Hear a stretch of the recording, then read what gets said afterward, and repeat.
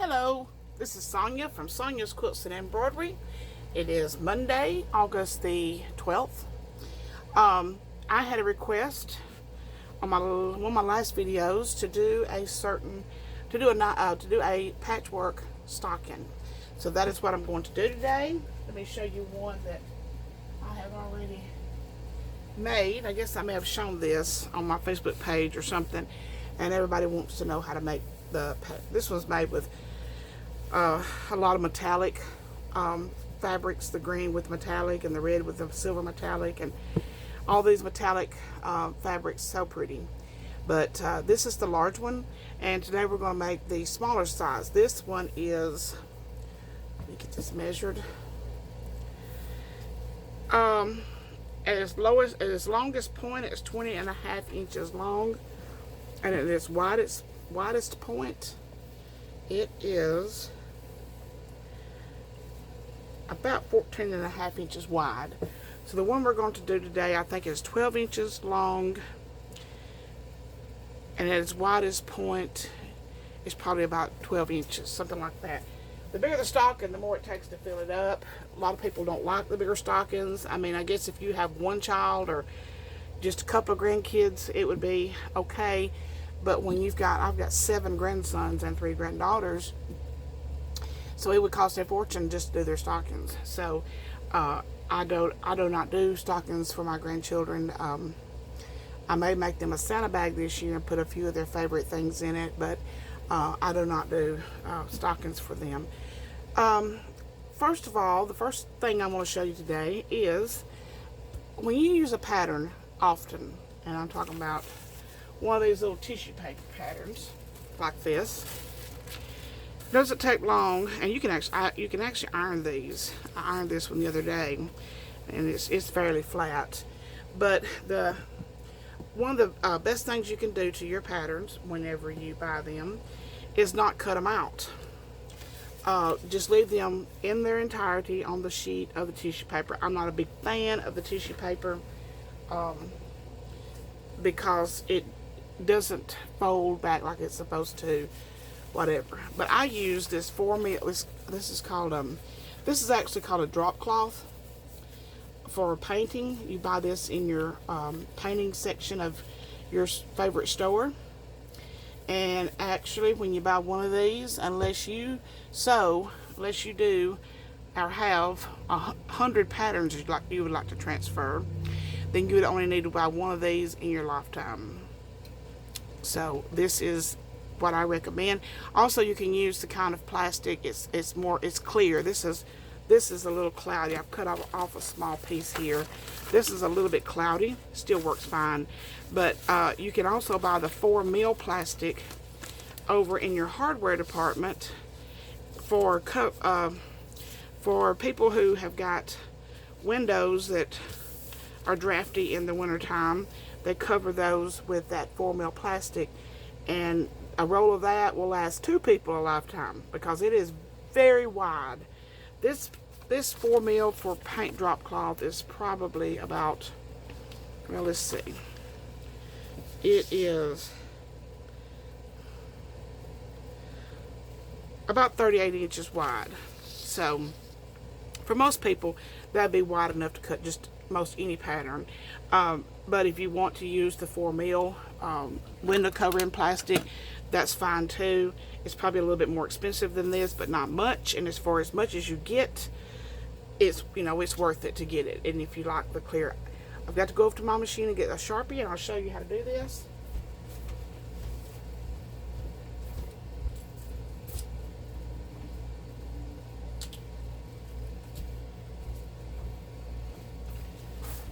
Sharpies are a vital part of my studio. I guess studio, that's just a funny word to me. I guess that's just a fancy word. We're just going to take this and we're just going to draw off this pattern. Now, the little arrows you see, if those are important to you, I would draw those off too. It shows you where you match your fabrics up. I usually don't include those in when I draw off my patterns. But we're just going to draw this off.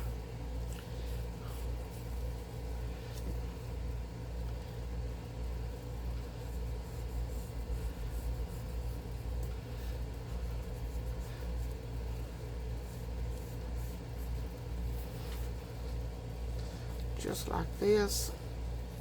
And like I said, you could leave your patterns intact, don't cut them out and do this.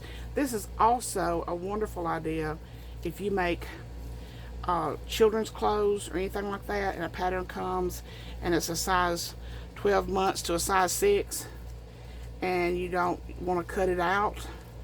You can sit down and draw off all the sizes and just, you know, write on the pattern. This is Simplicity number, put my glasses on for this, 8829. This pattern comes with this small stocking, it comes with a large stocking, it comes with a tree skirt, it comes with several things that I cannot name off right now. And we'll put all the instructions on this, write all the instructions on here, and I recommend a Sharpie because the Sharpie does not smear. We'll draw off the grain lines here. And cut 4. And this says cut 2 of fleece, but I don't do that. So I'm just going to put cut 4, which I don't have to put cut 4 because I know I would cut 2 of my fabric and 2 of my lining to do this. So that is just a little tip that I wanted to give you today. So if your tissue paper patterns are they get torn, they get into a mess. So you would just take your scissors and cut this out, and you would you could even put a little hole in it right here if you wanted to hang it on a nail. You could just take if you've got a place like one of these wire shelves like I've got in my shop, like you put in your closet, you could actually fold these over the shelf, little wires in the shelf, and use a binder clip and hold your patterns where they're easy to find. But a good tip on a pattern that you use often, or a pattern that comes in multi sizes.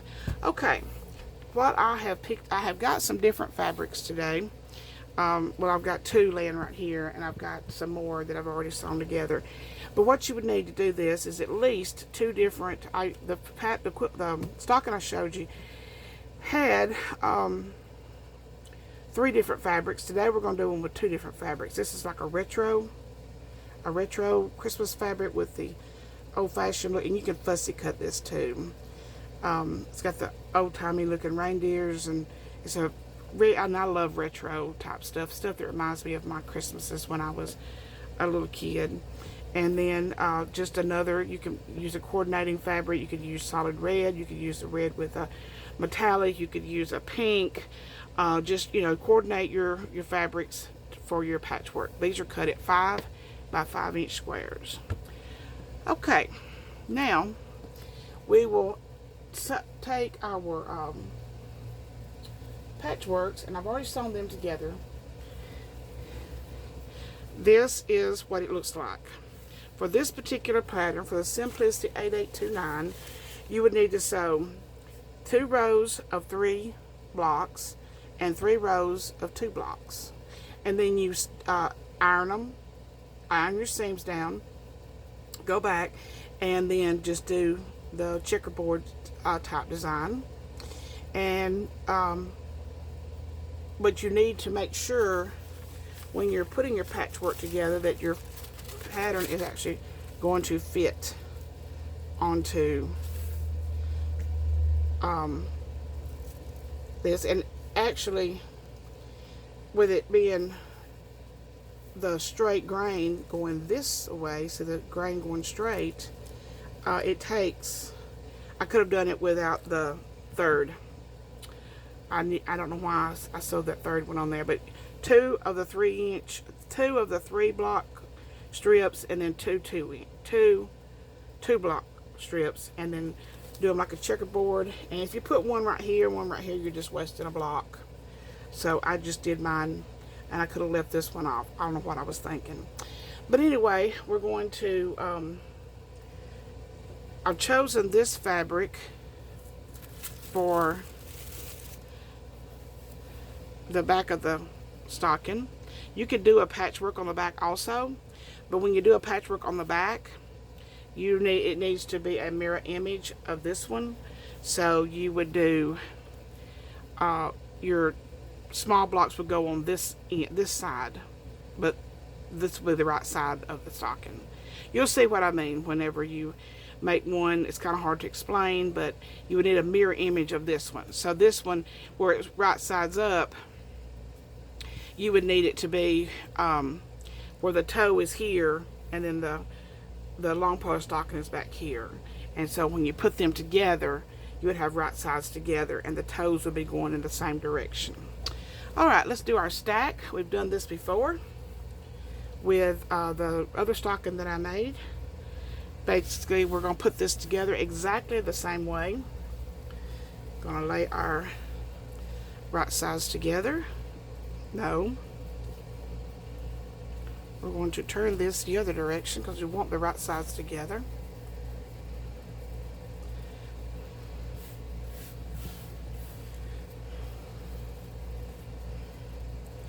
This girl that asked me to do this video did exactly what I ask everyone to do. If you have a video, if you have something that you would like to see me make, then just leave it in the comments below, and when I can get to it, I will be glad to do that. Need to see how this needs to lay. Okay, that'll work fine like that. And I'm going to lay this underneath the bottom. This is our lining fabric.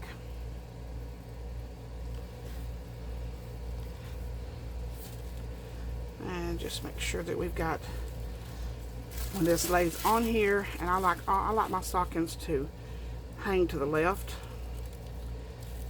That means the toe will be pointing to the left whenever we. Alright, I think I got it on there good. Well, my daddy would not like me saying that.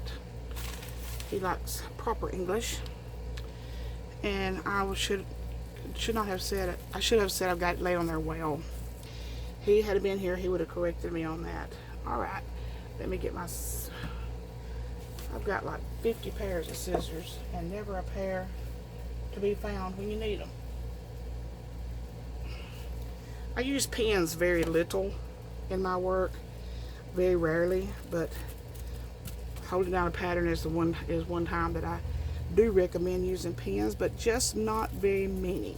It distorts your pattern to use too many pins. So 4 pins is enough.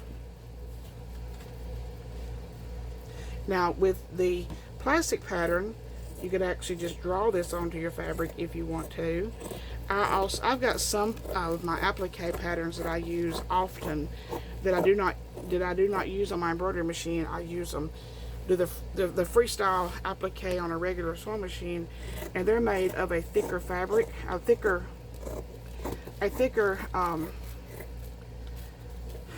like paper stock, and that makes it easy to draw around them. And I don't cut around them. I draw around them, and then I cut them out.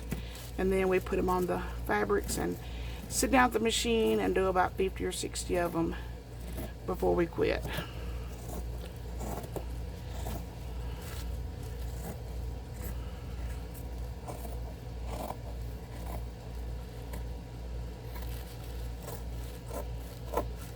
I actually don't need but one of these gold reindeer prints, but I'm just cutting out. I only need one of them for the back of my stocking, but I just went ahead and cut out 2 because I'll use it on another stocking. Alright, now we have our 2 pieces of stocking, our front and back of the stocking, and we have our 2 lining pieces. Now we're going to go over to the machine, and I'm going to show you how to put this together. Easy peasy, simple. You could cut out, if you cut out 25 today, you could put together 25 before lunchtime tomorrow. So let's get over to the machine, and I'll show you how we're going to do this.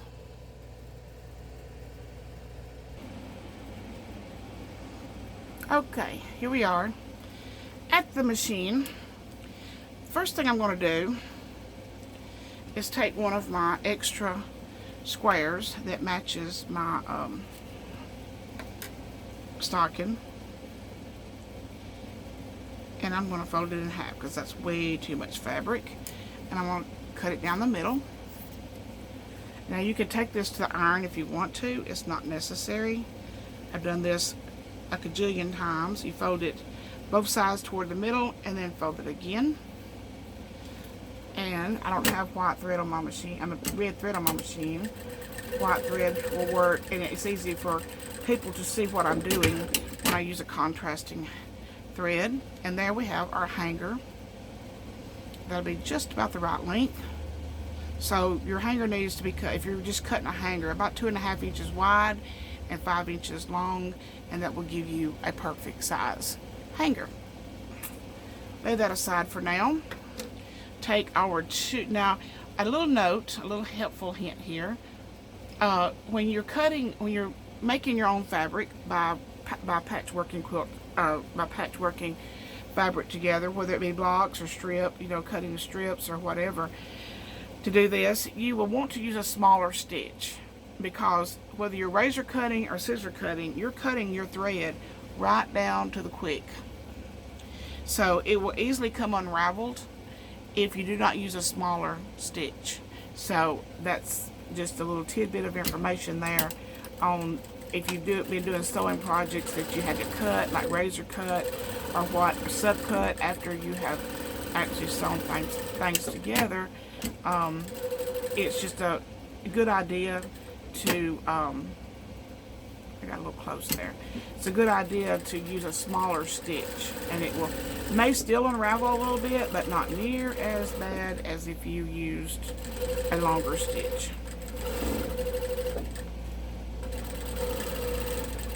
I had somebody tell me the other day that they wish that they could sit down at a machine like me and make anything you want. Well, that's just absolutely not true. I don't make wedding dresses. I don't make prom dresses. I don't do upholstery. I did do a little upholstery on a boat one time for my husband, but and it turned out great. But I wouldn't do it for anybody else. We're gonna lay this extra little back aside because we don't need that. We've sewn all the way around at about 1/4 inch, riding right along the side of my foot here, and about 1/4 inch, and we've sewn all the way around, backstitch the top and the bottom because there's going to be some strain on the top and the bottom, and you always want to backstitch on your areas that will take the most of the stress. So the line of the stocking, we're going to do it exactly the same way. We're going to backstitch at the beginning. We're going to go down about 3 inches. We're going to backstitch again. We're going to skip down about excuse me.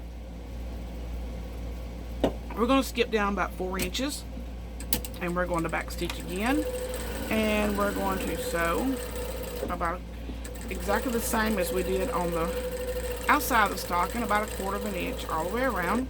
Not important. The 1/4 inch is not important. It is important to be consistent. So if whatever you did your outside of your stocking on, you need to do that on your inside. And going back up the other side here, and back stitch again.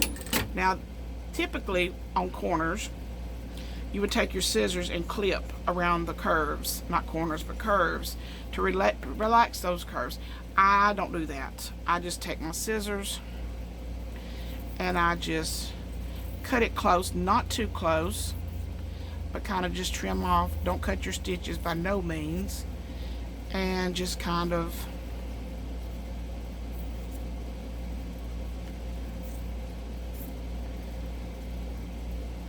get those curves around the toe, inside and outside curves around the toe. Just kind of clip it, and that gets rid of all that excess fabric. I gotta put my glasses on. Excess fabric, so this will lay smoothly when you turn it.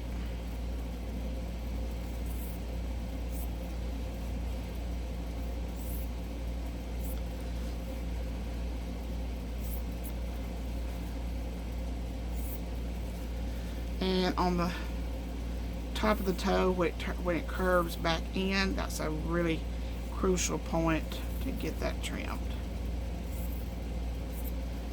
Alright, that should be good. And then we'll do the same thing to the outside of the pretty side of the stocking.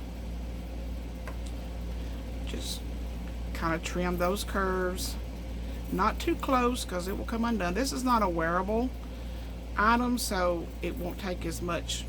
It won't be, probably won't ever be washed, and it won't have that stress and strain on the seams once it's finished. But you don't ever want to cut your seam when you're trimming your curves like this. That's bad. That's bad. Let's get rid of all this here, and we're going to turn our stocking right side out, leaving our lining wrong side out. And this is what it's going to look like when we get it finished. I think it's cute. I think it's really pretty and really festive. It all depends on your Christmas decorations. Some people like traditional red and green, and some people, you know, like Victorian style Christmases. So it's just all up to you what colors you choose to do your. You don't even have to use Christmas fabric to make it look Christmassy. All right, we're going to take our stocking, put our hand in there, and we're going to put the inside, the right side of our stocking inside with the line of the stocking inside out. Now, I like for my hanger to be on the outside of the leg, on the back side of the leg, which is opposite from the toe. I like my hanger to be on this side. So we're going to start right here on the toe side of the stocking. Now, this is a little trick that will be very handy, is line up your seams on both pieces, on both sides like this. Make sure they're good and lined up well.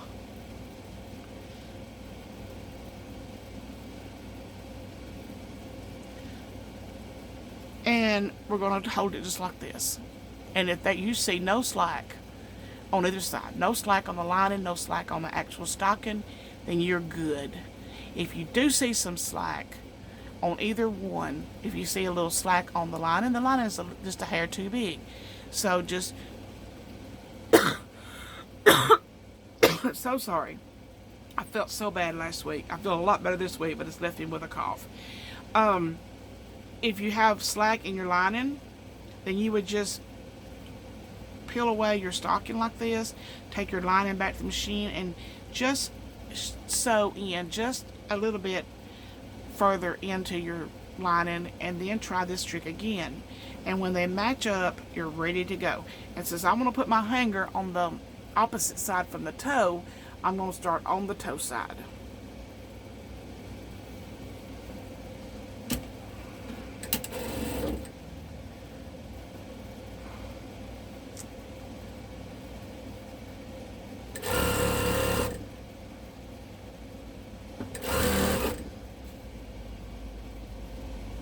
Take our hanger, fold it in half, and with the raw edges up, we're going to stick the loop end down inside of our stocking right here at this seam on the opposite side from the toe side, and we're going to lay our little hanger there and match our seams back up and go around it. You can do a back stitch across it a couple of times if you want to add a little strength to that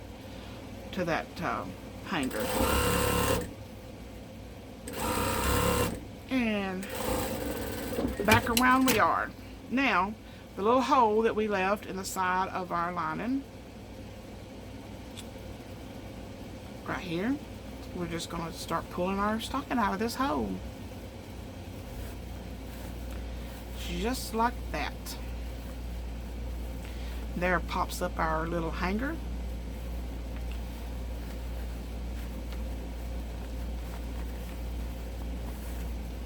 And there we go. And the stocking should look just like this.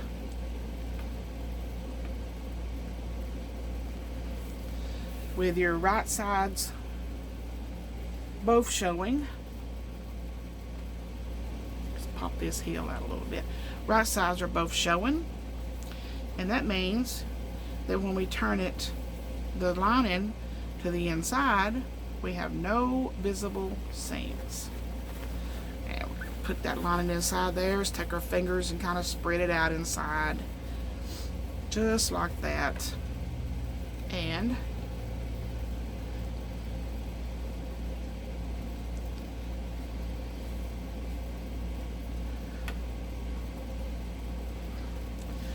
one perfect, no seam showing patchwork stocking ready for Christmas time. You could have embroidered a name on this before you got started if you wanted to. It would be hard to, it would be really hard, well, it would be impossible to embroider this now with a substantial size name. But I think the patchwork stockings are just so cute. Just like this. You can put a name on here by doing like embroidering on a small piece of fabric and finishing that up with just sewing around it, turning it like you would if you were making a pillow, and then you can either put some quilt batting inside of it and then just hang it off the little loop right here. That'd be cute. Or you can put a name on this, just use something that will show up on both fabrics. And this is what the other side of the stocking looks like. Now we're going to take it under the machine one last time, and we're going to do a top stitch to keep our lining in place.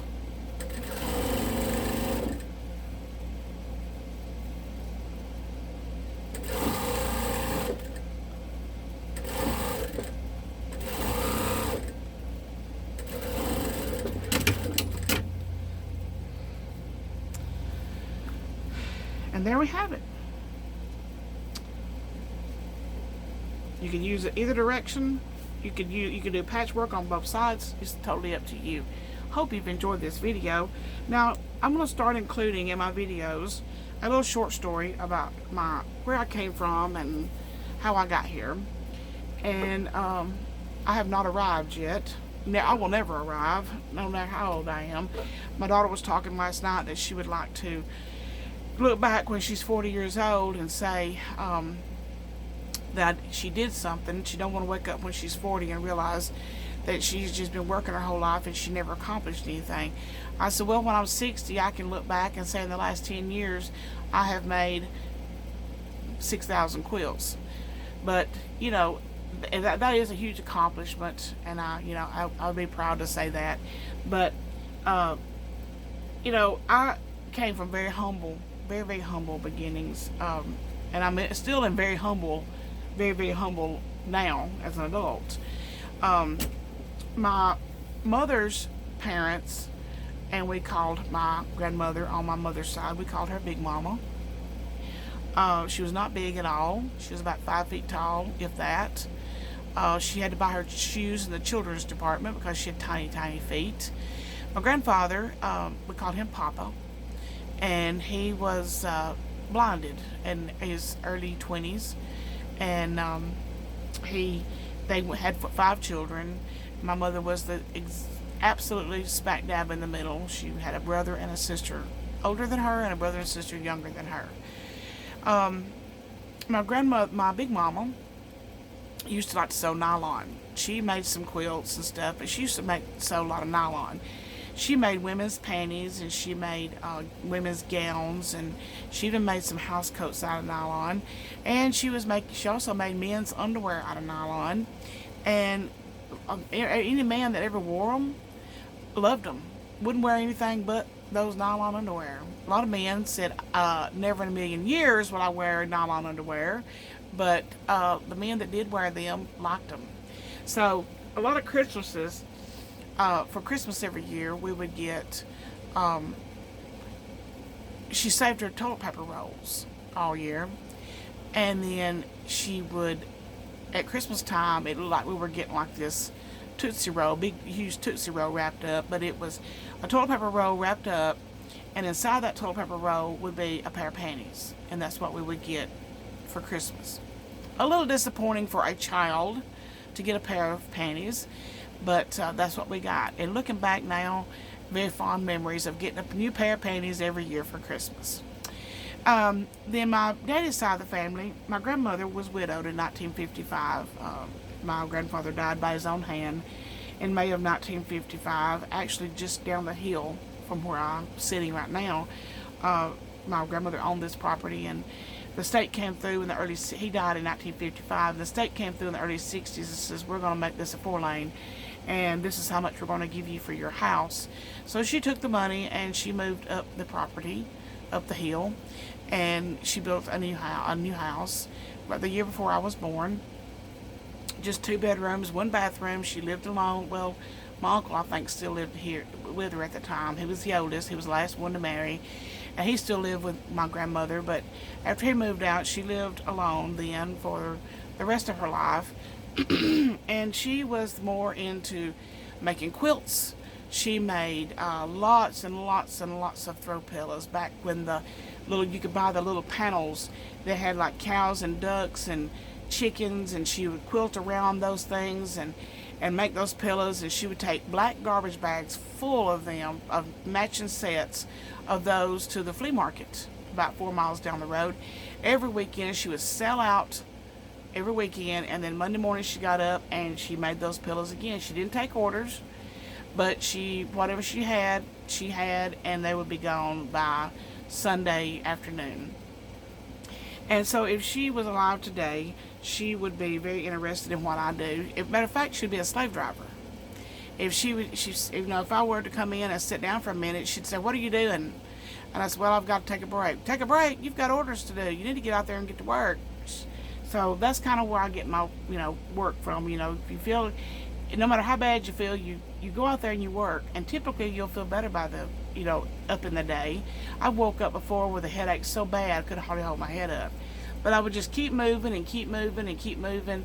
And about an hour later, I think, my headache's gone. Didn't even realize it, but my headache's gone. So, get up, move around, do some things, and you will feel better you'll feel better about what you do. You'll feel better about your accomplishments. Physically, you will feel better. Keep your mind busy. Don't sit around with your hand in your head and worrying about this or that or the other. Keep your mind busy and stay busy all the time, and you will sleep better at night. You will feel better physically. And if you do nothing but make Christmas stockings, the school where my children went to school, up the road, about 8 miles up the road, they have a thing every year. It's called Santa Shop, and it's where people have donated things and they've got picked up things, and things have been given to them or whatever, and they have this little store, and the kids can come in and buy a gift for their parents or their brothers and sisters for Christmas. And the things are typically $1 or $2. Some things might be $5, but that's about the cap on that. And all the proceeds go to the marching band. So you might want to, sit and take some of your scrap fabrics, make a bunch of Christmas stockings, donate them to a church bazaar. One of those deals where they keep the money. It's not a profit thing for you if you don't need the money, and you just want something to do. Find something to do, and you will feel physically better, mentally better, spiritually better, emotionally better. You will feel better. I could just about promise that. I've had 6 surgeries on my neck, and I work every day. I could have applied for disability, and I probably could have gotten disability. But if I had done that and have gotten the and I'm not dissing anybody on disability, so please do not think that I am. There are people out here that really, really, really are disabled and really need to. But I was one of those cases where I needed to get my mind busy. I needed to get something to do, because if I had have gotten on disability and backed up and sit down somewhere, I would probably not be here today. And if I were still here today, I would probably be in a wheelchair, because if you don't use it, you lose it. And that's the way I feel about my legs and my back and everything. I'm more particular about what I do now. I don't strain and pick up heavy things anymore. It is a strain to put the binding on quilts, but that's about the extent of my straining anymore. So, but anyway, make some stockings. Enjoy making some stockings. See how many different kinds of stockings you can make, different variations, and do some patchwork that all the blocks are different. Just do whatever you want to do. Go to Sonyas Quilts and Embroidery on Facebook, and I will be glad to post your pictures of the stockings you made from this lesson I gave you. And I hope you enjoyed this video. And if you did enjoy this video, and I didn't talk too much, just hit the subscribe button, hit the post bell notification so you'll get a notification of the next tutorial that I will do.